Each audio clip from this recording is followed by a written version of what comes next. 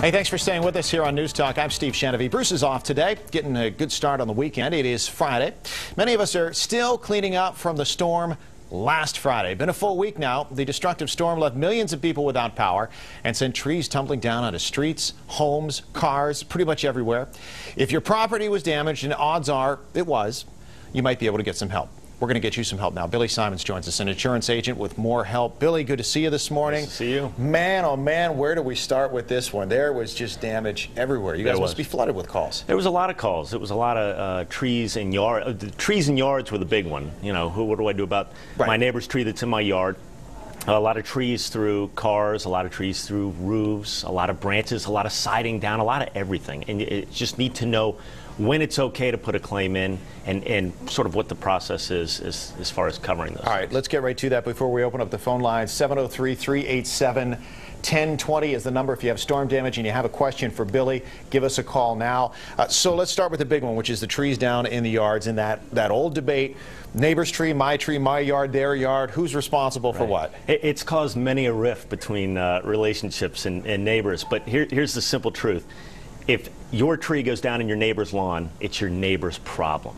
Even if it's damaged their fence, if it's damaged your fence, obviously it's your problem. If it lands in their lawn, it's their problem. They're going to need to get their chainsaw out or call a tree service to come remove it. If it's damaged their property, gone through their roof, gone through their car, destroyed their garage or their shed, as long as the value of those things exceeds the deductible that they've got on their insurance policy, they could put an insurance claim in. All they have to do is call their independent insurance agent and get that sorted out. I like how you put the positive spin on it. It's their problem if it falls in their yard. But if that neighbor's tree falls in your yard, now it's your problem. It's your problem. That's right. And you need to call your insurance agent to sort the whole thing out. It doesn't make any sense to go next door, knock on the door angry, because it's not like they went out and pushed the tree down. It's a natural act. No one's liable for a natural act. The only time that your neighbor becomes liable is if you have, and even though they're your next door neighbor, you've written them a certified letter and included photos with the letter explaining that the tree poses a threat to your lot or your land or buildings or whatever, and demonstrate that it's sick or it needs to be trimmed or taken down. And they say, I'm not spending the money, I'm not going to do that. And it's too late for that now. Obviously, that would have had to been done before the storm. Exactly. So if there's damage to the house, your garage, your house, your property, is all that automatically covered under most homeowners insurance claims? Or are there things that we would need to change at this point now looking forward to make adjustments to the policy? Well, you need to make adjustments every year. And I think people...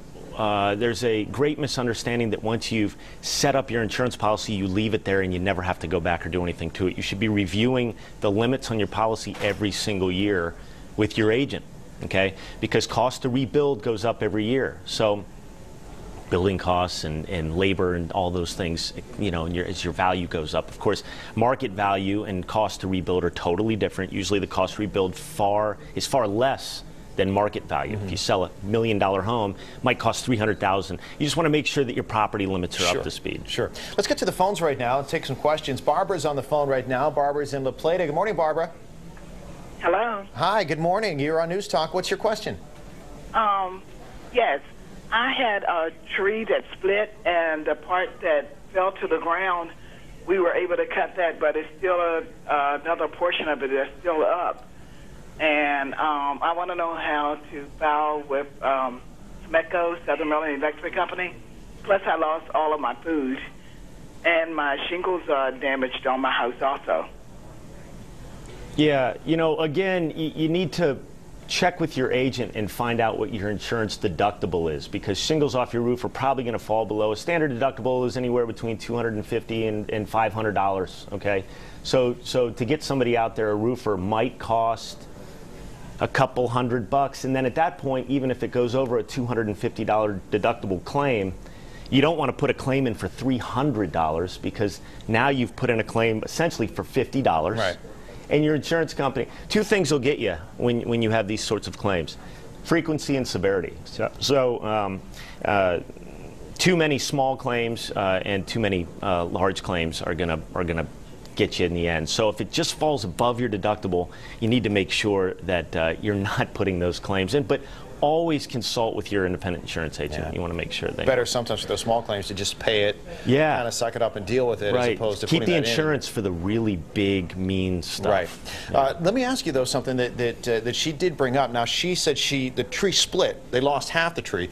Now, if you have part of a tree that's left standing, then that could be in a dangerous position now. Yeah. For the future. Is there anything that can be done now, insurance-wise, to get the rest of that tree out of there? Not really. Again, check your policy language. You know, all insurance policies are a little bit different depending on who your carrier is, and you want to see if there's any provision in there for removing the rest of an old tree that's come down. But chances are you're going to have to get a tree service in there just to take the rest down. And because the danger there is that not only will it hurt your property, but if it goes the other way and lands on your neighbor's house, now liability is created because that tree is unhealthy and unstable, and now you're on the hook. Which you've established, you're right. If you have that problem, it's already a precedent there. Right. This probably falls under, let's get back to the phones right now. Pat's on the phone from Clinton, Maryland. And, you know, Billy, this might fall under what you just said, but Pat, I'll let you go ahead and ask your question. Good morning. Welcome to News Talk. Pat, are you with us this morning? Yes, I am. Hi, Pat. Good morning. What can we do for you? Yes, I am. What's your question, Pat? Question is, well, we didn't have any tree damage or anything like that, but the power has been out for a long time, and we've lost everything that was in the refrigerator, freezer, and, you know, it's just kind of plants died, you know, because we didn't have air conditioning and all that kind of stuff. So can you claim any of that? Well, I'll tell you what, first of all, Pat, I appreciate you bringing that up because I can tell you I'm in the same boat as you, and I think a lot of other people were in the same boat. And you know, Billy, our insurance expert here, is in the same boat. Yeah. Anything that could be done there, Billy? Not really. I mean, and if you're like me, power went out right when you got back from the store. And usually when you go to the store, you're spending 200-ish, maybe 250. You're spending a lot. It's going to come in under your deductible, but an insurance policy, standard homeowner's insurance policy, it just isn't going to cover for food. What I would suggest you do, and what I would suggest you do, and of course I've done, because I'm an insurance guy, I went and bought a generator.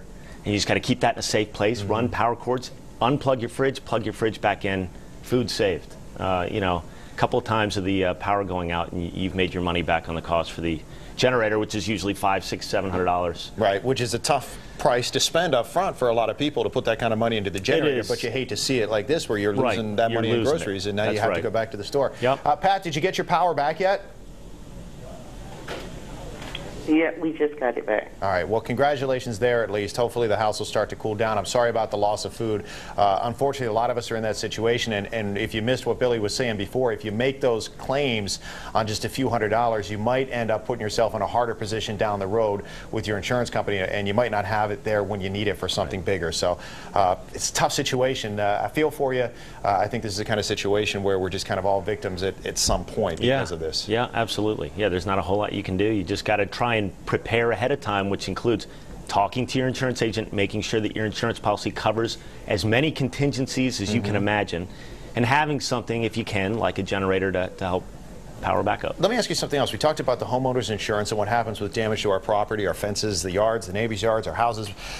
What about if the car got hit by a tree branch, or if a tree came down on the car? Does it make a difference if it's on our property, if it's street parking, if it's our tree, the neighbor's tree? Car insurance cover that? Homeowner's insurance? How does that work? No, car auto insurance, comp and collision. I mean, you've got comprehensive and collision insurance. So if a tree comes down on top of your car and damages the car, a standard, if you've gone to an agent that's done the right thing and getting you the right kind of policy. And again, this is something that you may want to pick up the phone and ask about now, just to make sure that the coverage is there.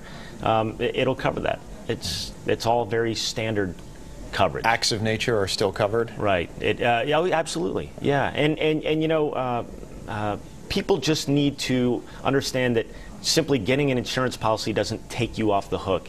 It is a contract. You have responsibilities in this contract, and that's keeping up your end of the bargain and letting your agent know when things have changed, and letting your agent know when you've got a new car and the value of the car and all these things. This is all on you, so you've got to be careful and inform your agent. Sure. Knowing what we've learned in the last week of, I mean, we started out with well over 1 million people without power, and of course, the damage scattered across the entire region. Knowing what we've dealt with just in the past week, and knowing that there will be another storm, down the road, these are always the times when it is that time to reevaluate and take a look back and say, oh boy, here's what I didn't have covered last time. Yeah. Or fortunately, here's what I can look to try to change next time. Kind of in a nutshell, what would you look for now, or what would you recommend that people really look at in their policies now to be a step ahead for the next storm? Values. The value of your home, the value of your external buildings outside your home, the value of your auto, to make sure that you've got replacement cost and not what's called actual cash value. You want to just make sure that you have beefed up, because now that the storm has passed, certainly you want to do it before the next storm comes, because at that point, as the saying goes, the horse is out of the barn, the building's already on fire, and you can't get insurance for it when it's done. So you've got to get it ahead of time.